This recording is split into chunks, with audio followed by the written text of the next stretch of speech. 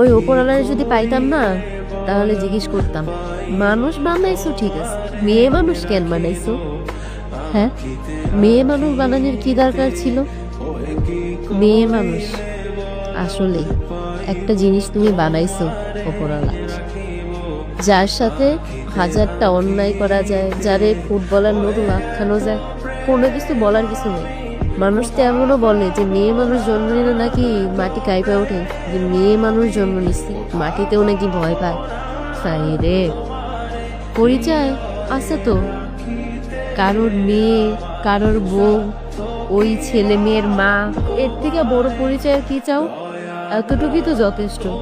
তারপরেও যদি কেউ পরিচয় বানাইতে যায়, তাহলে সমাজের মানুষ কি বলে জানেন? ওই মেয়ে মানুষের সাথে মিশো না, ওই মেয়ে মানুষ ভালো না, রাত বিরতে বেরোয়, চাকরি করে। মেয়ে মানুষকে চাকরি করা মানায়? নিজের পরিচয় করব? মেয়ে মানুষের পরিচয় তো একটাই, কে হলো কারো বউ, কারো মা। এর থেকে বড় পরিচয় মেয়ে মানুষের হইতে পারে? বিয়ের পরে বাবার বাড়িতে যাবেন, তারপরেও কি হবে জানেন? শ্বশুর শাশুড়ি জামাইয়ের অনুমতি লাগবে।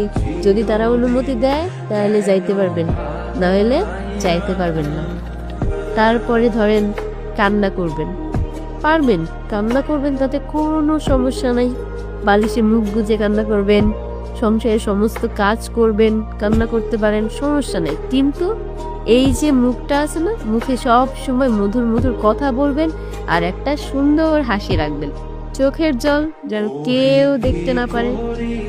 নিরিবিলি যে কান্না করবেন সেই সুযোগটাও নাই। এতটাই মেয়ে মানুষকে ভালোবাসে ভগবান যে নিরিবিলি কান্না করার মতো সুযোগটাও সে দেয় নাই। ওয়াশরুমে গিয়ে কান্না করবেন, তাতেও সমস্যা আছে। বাড়ির লোকজন বলবে, কি করা হতো সময় ওয়াশরুমে? বাড়ির কাম কাজ ফালায় ওয়াশরুমে গিয়ে বসে থাকো।